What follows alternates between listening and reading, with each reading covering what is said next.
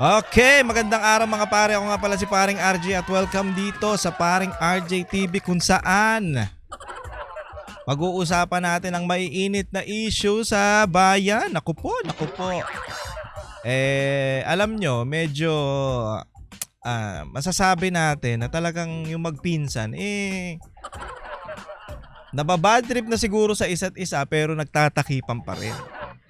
Alam mo yun? Lumalabas na sa bibig ni Marcos na balasubas to mga to. Pero excuse me. Pero kung tutuusin, ang sinasabihan niya ng balasubas yung pinsan niya kasi yun ang gumagawa ng katarantaduhan, 'di ba? Sino ba?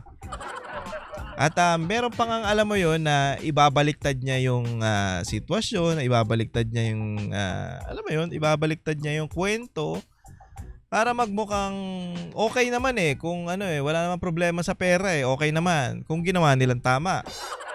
Puta, ayos din ayos din yung presidente talaga natin, hindi matatawaran yung talino at pag-iisip niya sa mga bagay-bagay. Ewan ko Kasi ang mga Pilipino, mga pare, mga kababayan, tayo mga Pilipino, gising na tayo sa katotohanan, gising na tayo sa nangyayari sa bansa. Kaya hindi na tayo pwedeng loko-lokohin ng kung sino-sino. Kahit na ang presidente, dahil nga siya mismo ang nagsasabi ng mga katarantaduhan. Biruin mo nga sabi niya, nung bumagyo, nung umulan, may magagawin ginagawa tayo. Punin lang natin ng tubig baha, gamitin natin sa tagtuyot. Sino man naman tanga? Sino man naman nasa matinong pag-iisip ang magsasalita ng ganyan, 'di ba? Pwede mong gawing biro 'yan. Gawin mong biro, 'di ba? Pero yung sinabi niya 'yon, yung panahon na 'yon, seryoso siya 'Di ba? Nako, ewan ko Trying hard kasi to maging alam mo 'yon, trying hard maging makamasa, tong magpinsan na to, trying hard maging alam mo 'yon, maging malapit sa tao pero hindi nila kaya kasi mga mata pobre nga sila. At sa pagiging mata pobre nila, wala na silang pakialam kung yung mga Pilipino, yung mga kababayan natin naaapektuhan ng krisis sa bansa. Kagaya ng kawalan ng trabaho, gutom, binabaha, ano pa ba? Puta yan, ang dami na. Masasabi pa natin na biktima ng mga drug addict, biktima ng krimen, 'di ba? Puta, wala silang pakialam doon kasi hindi naman nila nararanasan at hindi nila alam kung paano gawin o paano solusyonan. Dahil bakit? Mayayaman kasi tong mga to. Tangina, wala kaming pakialam sa inyo. Basta kami, okay kami. Goodbye, Philippines. Ito, panoorin natin tong sinasabi ni Marcos na ewan ko dito kung baliw, isa rin baliw talaga. Hindi niya alam kung paano niya ilulusot, kung paano niya ipapaliwanag yung mga tanong sa kanya Kasi meron tanong dito, majority naman yung nakakahawak ng flood control project yung nasa majority. Paano niyo po ba ipapaliwanag to? Majority, yung pinakamataas, yung masasabi natin, yung pinsan niya ang nasa speaker, 'di ba? So sila may hawak talaga niyan. Tapos papalusot siya na hindi naman hindi naman yun. Panoorin natin para maintindihan niyo mga pare. Ibon Foundation said that billions of flood control funds concentrated in the ruling parties. May we get your comments, sir? Are you aware of it?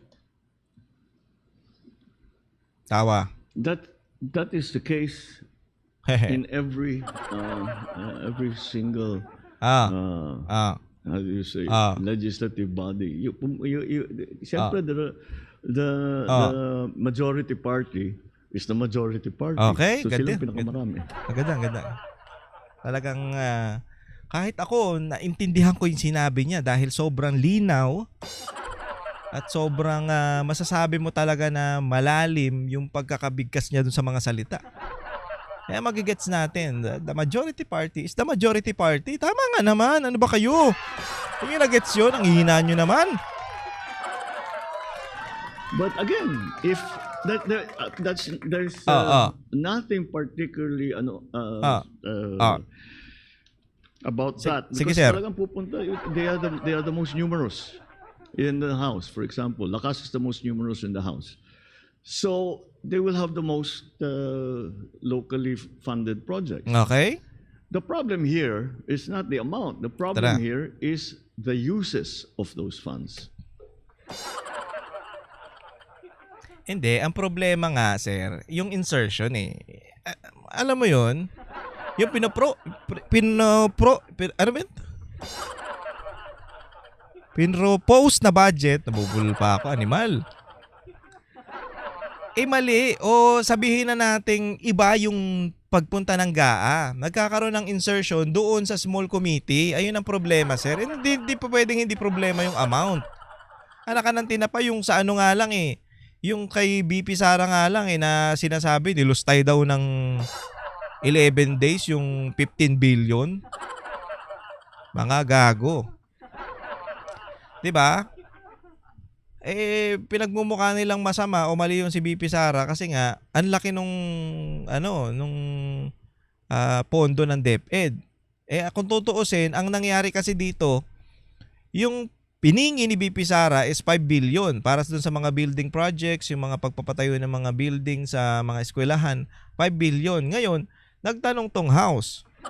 O sabihin na natin, hindi ko matandaan kung si Speaker ba yung kumausap kay BP Sara noon na magkano sa amin dyan?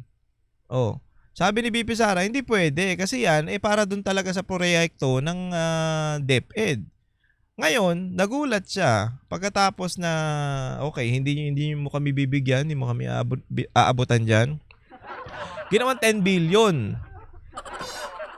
So, anong nangyari? Talagang nagmukhang masama si BP Sara kasi 10 billion yun eh. Tapos, yung 10 billion na yun, 15 billion rather. Yung 15 billion na yun, binawas yung 10 billion at yung 5 billion napunta dun sa project. So, nagmukha talagang, uy, nakaw yun ah. Kasi bakit pumunta ng bakit from 5 billion, naging 15 billion? Kasi nga, kukubra sila. Ayun ang nagiging problema, sir. Hindi mo pwedeng sabihin na yung amount, hindi problema. Problema talaga yan. Kasi dyan sila kumukuha ng nila eh. Ng kaperahan nila eh, pangungurakot nila eh. Bakit? Kasi pagdating dun sa BICAM, ayun ang pinropose. Ito lang yung natin, ito lang yung budget. Tapos pagdating sa small committee, putang ina, iba na naman, may pinapasok na ibang budget. Paglabas sa GAA, pirma na lang. Hindi mo man lang nire-review, Marcos. Ano ka ba? Dapat nire-review mo yan. Tapos tinatali nyo. Ba't ito ang nangyari? Bakit parang lumaki dito? Ito lang yung budget na hinihingi. Kaya problema lahat yan. Problema yung pera, problema yung mga katarantaduhan nyo. Hindi pa pwede mo sabihin na, hindi naman problema yung pera. Yung problema yung paggastos. Kahit naman sa kanila napunta lahat, kung magandang patakbo, di walang problema. Kung yung flood control, napakaganda. Kung yung lahat ng mga project, napakaganda. Yung dredging, perfect. Di ano problema? Walang problema. Hindi. Ang problema nga, sir, nagkakaroon ng insertion. 'Di ba? Yung budget na para doon, ina naman. Sakit yung ulo ko. Kasi, ito kaya nagkakaroon ng ito pa nga isa ghost project eh. May mga ghost project pa nga tayo. Unang-una, yung flood control project hindi na bigay o substandard. So yung proposed budget na yun, kung ano yung gagastusin doon, yun talaga ang dapat na mapunta. Ang problema, meron pang insertion tapos nagkakaroon pa ng mga komisyon.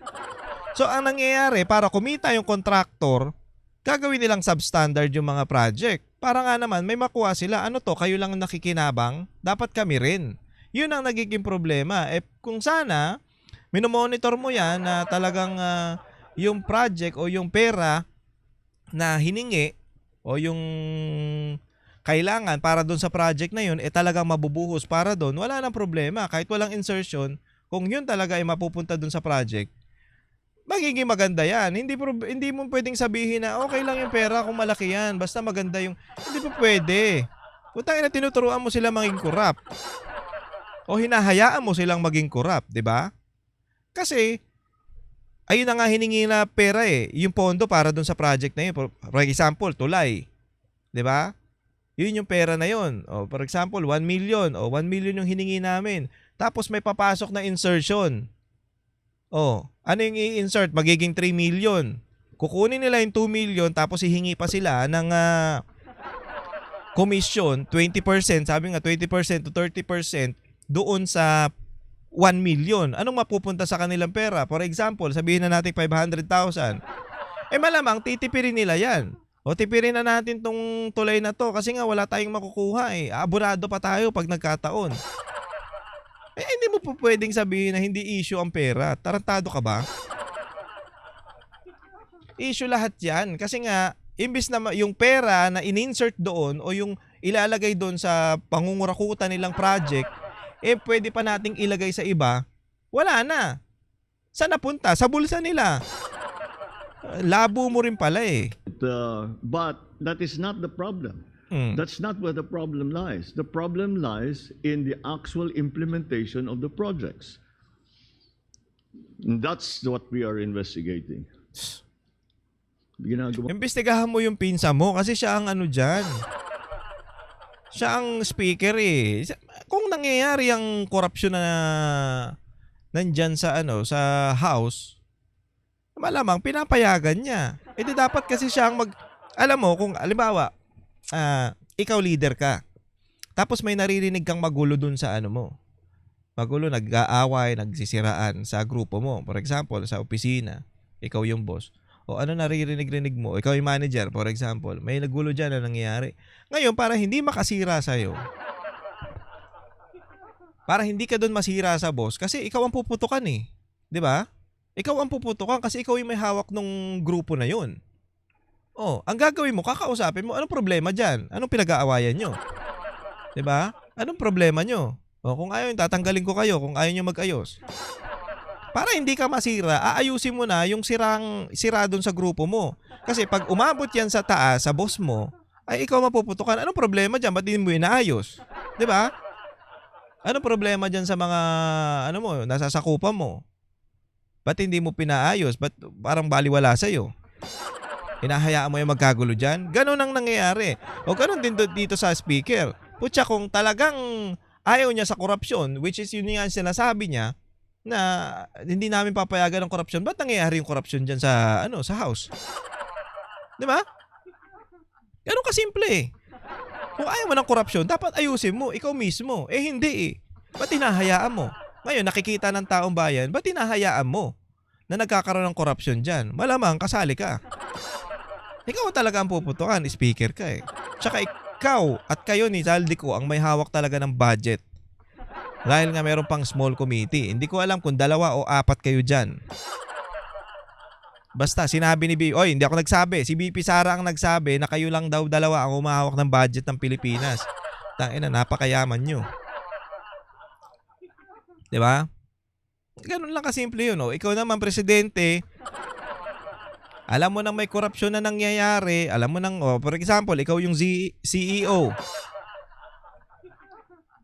Diba? Ako yung may-ari ng kumpanya. Alam ko na may nag-aaway doon. Malamang kakausapin ko yung manager. Anong problema mo dyan? Ba't hindi mo maayos yan? O gusto mo ako umayos pero tatanggalin na kita. Ganun kasimple, anak ng putya. Pinapalala mo kung hindi mo papangalanan o hindi mo tutugisin yung pinsan mo na yan talaga ang pasimuno dyan, di umano. Walang mangyayari. Puro palamuti ka lang dyan. Isumbong sa presidente, isumbong sa pangulo. Putang ina mo. Kalokohan mo. There's, wala naman. Ano? Puta, magsalita ka. Puro katawa eh. Tingnan mo, natatawa ba sila sa'yo? Natatawa sila sa'yo?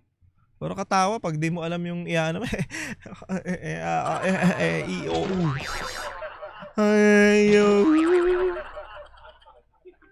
Puro katawa.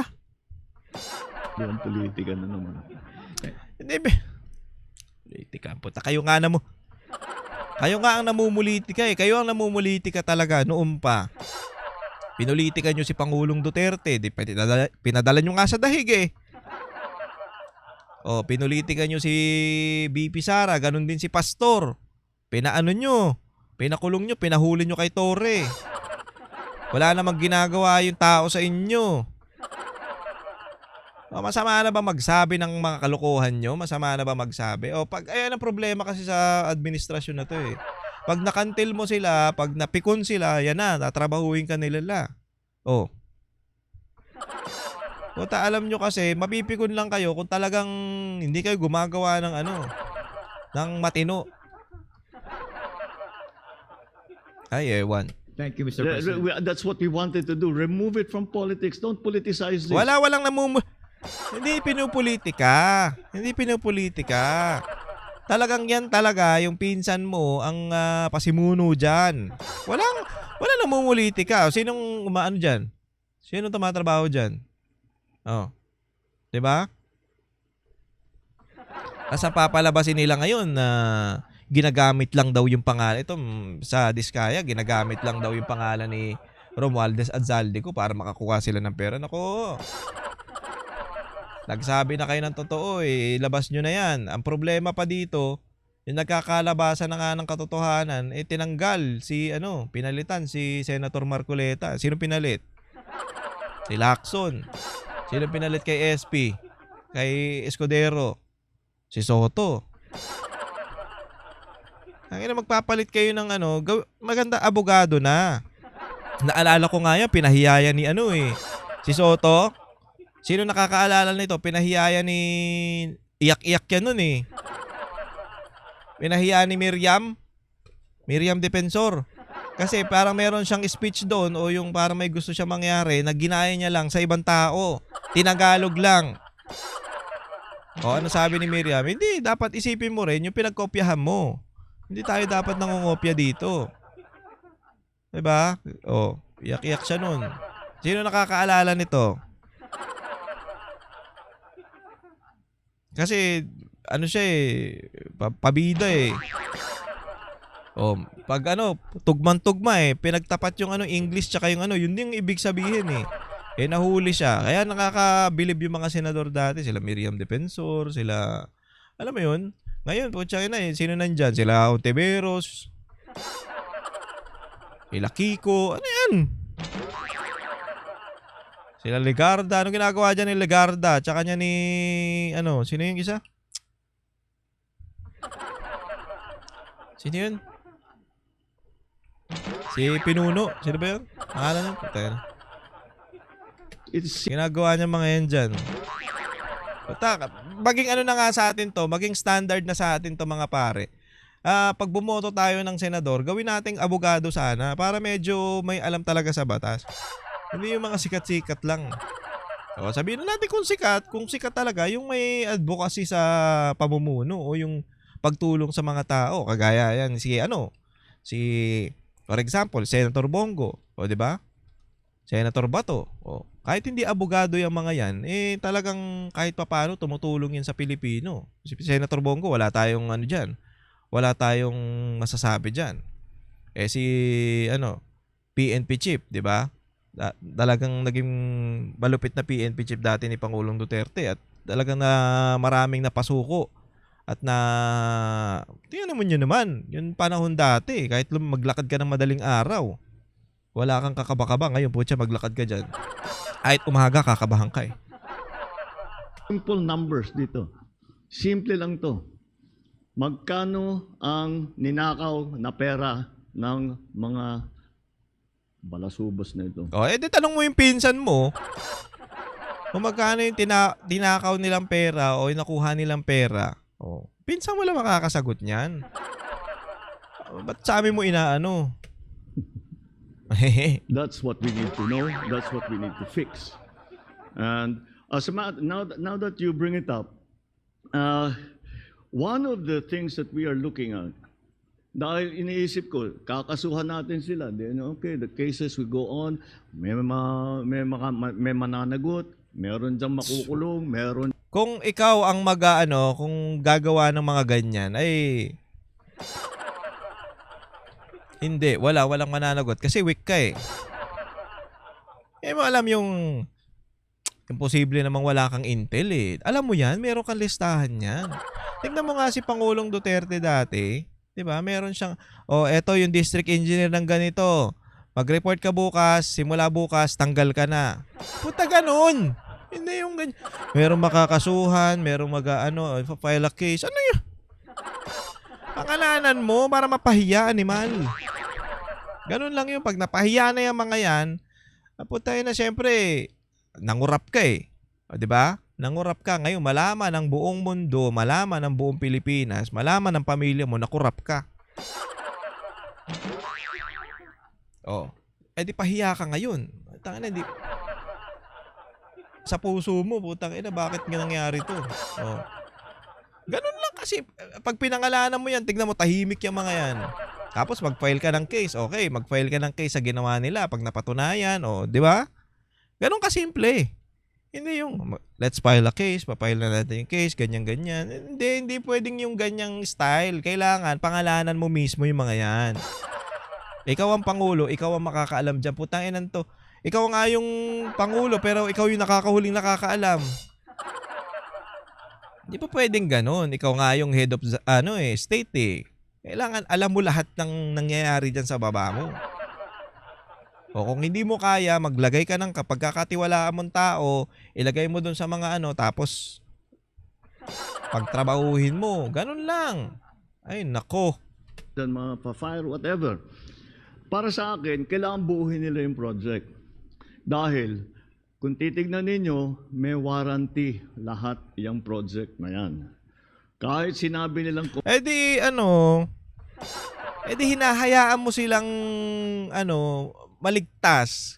Kasi hindi, dapat kung nangyari na yan, kung, 'di ba? Kung magkano yung project o pagkano yung nagastos sila doon, may mga resibo naman siguro 'yan, o kung ano yung kulang, kukunin 'yun. Tapos magpa-file ka ng case, kakasuhan mo yung mga animal na 'yun, pagawa mo sa ibang kontraktor. Yung matino. 'Di ba? Yung matatapos kaagad, tapos pabantayan mo ng maigi. Wag na sila. Bibigyan mo pa sila ng chance na anak ng putya naman, Bibigyan mo sila, nakagawa na nga ng katarantaduan, bibigyan mo pa na kailangan tapusin nila to kasi may warranty. Hindi. Bawiin mo yung pera. Ganun, sablay yung ginawa ninyo. Magkano ginastos dyan? Akin na yung mga dokumento, yung mga kakwentahin natin. Ito lang yung nangyari. Pa-analyze mo sa mga malulupit na engineer. Hindi po yan ito. Kulang pa yan. Balik nyo yung pera. Wala kaming pakialam kung saan kayo kukuha, basta ibalik nyo yung pera. Diba? Ganun. Tapos pagawa mo sa ibang engineer, sa ibang kontraktor, nang matapos na yan, tapos pabantayan mo maigi. Malamang, pag nilipat mo yan doon, hindi na yan gagawa ng katarantaduan kasi mayayari sila, gagaya sila doon sa ginawa mo. Ganun, magkaroon ka naman ng tapang, anak ng tinapa ka naman. Sabihin mo, angry ka, hindi ka naman. Baka hungry, hindi ka angry, hungry. Ano ka ng pato? Completed. Pag na-discover na hindi tama ang pagkagawa, they still have to respect, they still have to honor the warranty that they have given us to complete the project properly. So we can still go back to them at sasabihin natin sa kanila, balikan ninyo yung walang kwentang project na ginawa ninyo at ayusin ninyo ng maganda. Out of your own pocket. Number 1. Hindi nga. Mas maganda nga dyan, bawiin yung pera. Bawiin yung pera para nga naman. Kasi gagawa ng paraan talaga yan para matapos nila yan. Pag natapos nila yan, ano mangyayari? Kakalimutan na lang? Hindi. Ngayon, ibalik nila yung pera tapos kasuhan nyo sila para umaandar na yung kaso ng mga tarantado. Tapos ipagawa mo sa iba yung matino. Ayun lang yun. Ano ba naman? Putang ina naman. Animal. Ay, nako, binibigyan mo pa ng chance eh. Binibigyan mo pa sila ng chance. Hindi na dapat bigyan ng chance yung mga yan. Wala na. Dapat ikulong na yan. Kasuhan na yan. Managot na yan mga yan. Balik yung pera. Ganun. I don't know what will happen after the ICI will make their findings known to whatever agency kung they will be fined. Nasa sa kanila na yun. That's again, it's beyond the executive's purview. So that I think let us not focus on the politics of it. Let Wala us naman. focus on simple pesos and centavos of it. O, di mo maintindihan. Nung una, ang sabi niya, hindi importante yung pera, yung budget. Ang importante yung ano, paano nila ginawa. Ewan ko, hindi ko maintindihan to si Marcos talaga. Kayo ba, naintindihan nyo? Hindi, ang gagawin kasi dyan, ganito lang kasimple yan. Unahin mo yung mga dapat mong unahin. O, kausapin yung pinsan mo, oy, anong pinagagawa mong tarantado ka? O, ayusin mo lahat yan. Pag hindi mo inayos yan, ilalaglag kita. Di ba? Ganun kasimple, ilalaglag kita pag di mo inayos yan. Ngayon, yung mga contractor o yung mga masasabi natin na may mga ghost project, kung sino yung contractor na nandun at yung district engineer, ngayon panagutin yun, kasuhan. Pag nakasuhan, kailangan ibalik nila yung pera sa lalong madaling panahon kasi ililipat yung proyekto dun sa mas matino na gagawa. Pag nagawa na nung matino yung project, pabantayan, kung meron ng panibagong contractor na gagawa nun, pabantayan mo ng maigi. Ipamonitor mo kung talagang ginagawa nila yung dapat nilang gawin. Habang tumatakbo yung kaso ng mga yun, 'di ba? At least merong nangyayari, merong nagagawa. Ay, nako. Ala ka namang sila pa rin ang aanihin mo. Malamang gagawin nila 'yan. Kasi naano na sila, na booking eh. Ay, wag mo nang pabalik, wag mo nang ipagawa. Hindi, wag niyo nang gawin 'yan. Ibalik niyo na lang yung pera namin. Ibalik niyo yung pera ng taong bayan at hahanap kami ng mga matitino. O pag nakahanap ka ng matino, pabantayan mo nang matapos ng ginagawa. Para mapahiya na sila at pangalanan mo. Yun ang matindi doon. Pangalanan mo dapat. Eh wala eh. Puro ka lang...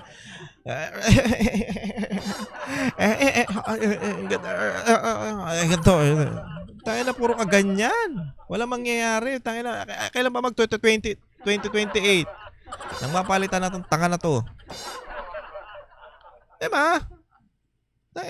Ako nga, simpleng simpleng tao lang na wala namang sabihin na natin hindi ganon kalawak, hindi ganon yung kaalaman ko pagdating niya sa mga bagay-bagay na yan, pero naiintindihan ko kung paano susolusyonan. Di ba? Punta, wag mong ibalik sa kanila yan. Anong warranty? Walang warranty. Wag mo nang anuhin yung warranty na yun. Tanggalin mo yung pera sa kanila, kunin mo. Wala akong pakialam kung paano nyo ibabalik yung pera, basta ibalik nyo sa gantong panahon. At hahanap ako ng ibang kontraktor. Presidente ka, gawin mo yung dapat mong gawin. Buisit. Anak ka ng pato, kung kala mo, patsil eh. Di ba pwede yung ganyan? Kaya ka nga nilagay dyan para ikaw umasikaso ng mga dapat asikasuhin. Animal ka eh. Ay, ewan ko sa'yo, Marcos. Kailan ka ba magbabago? Animal ka. Ano rin, sir, isip-isip. Hindi ko alam kung sino dito eh. Sino PPR dito o sino nagsasabi ng mga dapat gawin dito. Dahil na maghanap kayo ng mga tamang tao para sabihan kayo ng dapat nyong sabihan. Hindi yung kukunin nyo, mga tropa nyo rin. Anong gusto lang niya? Mga pera nyo. Sahod. Sabihan nyo. Simple eh. Diba? Kung tutuusin nga, sige, sabihin na natin kung kahit na ginanon yun si Pastor Kibuloy. O, kahit na ginanon nyo yun. Humingi kayo ng tulong dun sa mama. Hindi kayo, hindi kayo pagdadamutan nun. Pastor, tulungan mo naman kami dito sa gagawin naming proyekto. Ano bang dapat naming gawin? Kasi mas matalino pa yung ang layo ng utak ni Pastor sa inyo. Yung mga babababaw kayo eh. Si Pastor, pag nag-isip, kita mo yung mga proyekto nila. Nagigiba ba? Tignan mo kung gaano kakakapal yung mga poste ng mga pundasyon ng mga building nila. O, mahihina ba? Diba? Kasi binabantayan at tinututukan. At unang-una na doon, walang korupsyon na nangyayari. Kaya natatapos at ang nangyayari, ang resulta, maganda. Ikagaya ninyo, anak natin naman. May nakita nga ako dyan sa, Bacolod ba yun? Tinapalan ng masilya yung crack eh. Hindi naman kagago, di ba? Ano magagawa pa? Yung masilya, pang lang yan. Ayop na to. Pambahay lang yan, pang kotse, pang sasakyan, di ba? Puta, nilagay nyo dun sa flood control. Ay, naku. Mga bobo ang putang ina. Hindi ko alam. Nakakaano kayo, nakaka-stress kayo, mga animal. Mas malalim pa kami mag-isip sa inyo eh. Ang bababaw ninyo, ewan ko sa inyo. Hanggang dyan na lang ba kayo? Galaw-galaw. Putang ina, konti na lang oh. Matatapos na yung termino nyo, wala pa kayo nagagawang matino. Ay, anyway mga pare, hanggang dito na lang. Nagalit eh, no? Anyway mga pare, hanggang dito na lang muna ang ating video. Kung nagustuhan nyo yung mga ganitong video at nag-enjoy kayo, please subscribe to my channel at huwag kakalimutan mag-share at mag-like ng videos. Ganon din po ang aking Facebook page. Paki-follow na po, Paring RJ. Tapos makikita nyo yung logo na yan, okay? At syempre yung aking TikTok account na Paring RJ Banateros. Ayan, nag-upload tayo dyan every time and anywhere. Every time and anywhere. Every day. Hindi, pag may mga upload tayo, mag-upload tayo dyan. Okay, may mga video tayo na ganito, mga videos na ganito. Magkakaroon tayo ng shorts na ganyan. Okay po ba yon? Anyway, maraming salamat ulit mga pare. Ingat po kayong lahat and God bless you all. Para sa inyo po ito. Kami ang boses ng masa, hindi natatakot. Katotohanan lang, di kami nalulunod. Walang bahid ng sismis, lahat ay totoo. Kahit sino ka pa, pag mali ka babanatan ka. Walang pinipili kulay, wala kaming kinikilingan. Basta para sa bayan, kami lalaban. Pag tama palakpakan, pag mali banatan. Di matitinag, di matatakot, para sa bayan tuloy ang sigaw. Sa harap ng kamera, walang halong takot. Mga baluktot, lahat kayo'y tutumba. Ang hustisya at totoo, yun lang ang mahalaga. Kahit sinong harang, di kami matitinag. Walang pinipiling kulay, wala kaming kinikilingan. Basta para sa bayan, kami lalaban. Pag tama palakpakan, pag mali banatan. Di matitinag, di matatakot, para sa bayan tuloy ang sigaw. Kung nasa tama ka, ikaw ay aming kasama. Pero pag mali ka, handa ka na bang mabasag? Banateros kami, walang inuunan. Dahil bayan muna, bago ang sarili.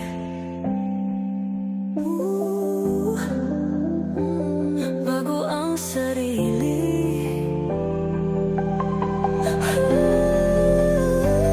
Pag tama palakpakan, pag mali banatan. Banateros ang sigaw, katotohanan ang laban.